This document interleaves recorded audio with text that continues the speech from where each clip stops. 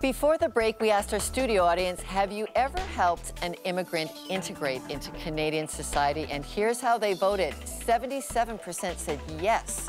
That, I think, is amazing. You are a really great-hearted bunch.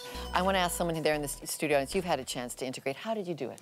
Yes, I have. I'm a teacher at a college, and of course, all my classes are full of wonderfully diverse ethnicities, people from all different cultures, and they need help more than just what I teach in my course. I'm teaching them how to rewrite their resumes, how to get along in North America, in the North American workplace, some of the different tips that I can give them about how to present themselves to an employer, and it's really just reaching out to the people around you. I have neighbors that I've assisted with different things, so it's not just one particular family, but everyone that I see, I try and give that Christian charity that we are hopefully all able to do. All right, thank you. Well, our next guest has committed the last 25 years to helping new immigrants find community in Canada. Julius Tiangson is the Executive Director of the Gateway Centre for New Canadians, an organization that works with over 1,000 immigrants every year. And Julius, thank you for being here with us. That's fantastic. 1,000 immigrants. Yeah, that deserves an applause, doesn't it? That's amazing. Thank you. That is amazing. Good to be here. But let's go way back to when you were an immigrant, yes, coming in from the Philippines. What do you remember as a challenging part of trying to integrate into Canada? Well, I arrived on the 12th of January, 1985, in the city of Saskatoon. And to my shock and complete surprise, the weather was a very big factor. It was minus 29 at that time. Well, you had been warned, had you, or not? Well, you know, you can tell anyone that it is cold here in Canada, but to actually experience it and feel it, it's a totally different experience. Yeah. Okay. Yeah. So there you are now in downtown Toronto with the Gateway Centre and welcoming just thousands of people into that whole community. Just give us an idea of how many newcomers are coming into that part of the GTA alone. We are in Mississauga, and in Mississauga, or at least in the Peel region, about 2,000 immigrants come in every single month. So about 24,000 to about 25,000 every single year that come to the region of Peel. Where are they settling in then? 2,000 a month? Yes. Well, they settle in different places. Obviously, they settle with identified places where many of their ethnic communities do settle.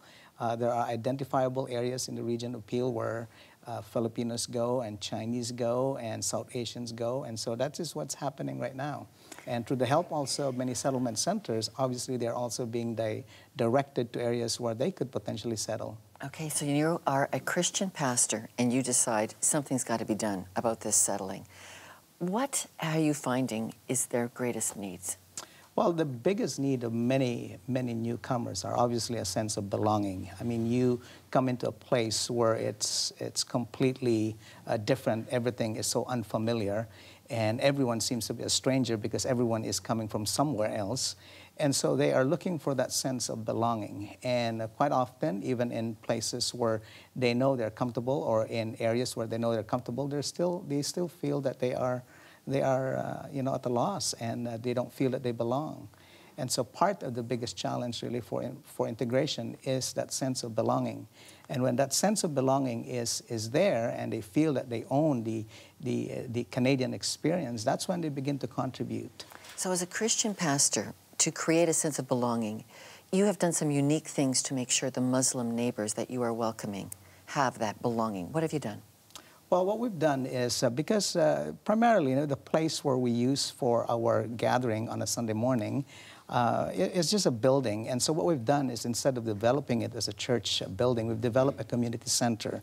And that is to make sure that others who may not necessarily be part of our faith community could sense that they can be part of what is happening also in our building, in our community.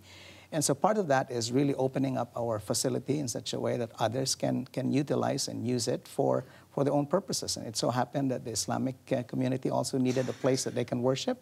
So why not? And so we've invited them and asked them to be part of our community center. Okay, I'm going to come back to you with another question in a moment. But first I want to go to our audience. And Julius, that's how you created community. I'm curious about a couple in our audience, Faustin and Marina.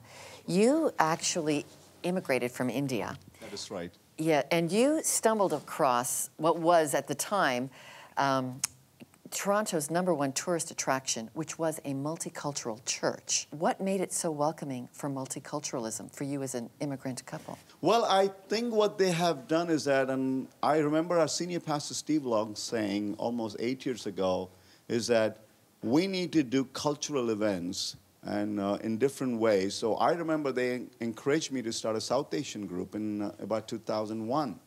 And I remember having over 100 Indians and Pakistanis that I would mix with, and we would pick every occasion that's celebrated in India and celebrate it in the church.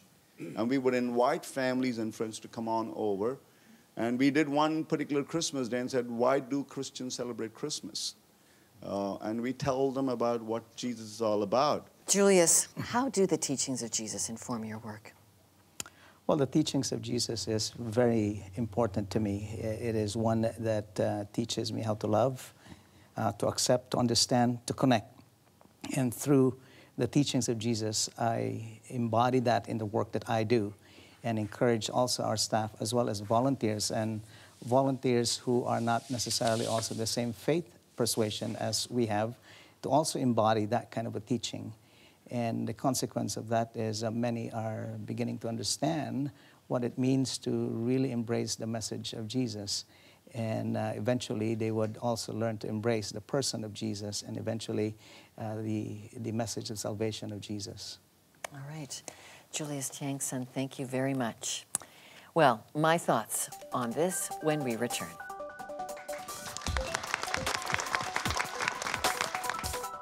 Call us, email us, tweet, or Facebook us to join the conversation. We want to hear from you.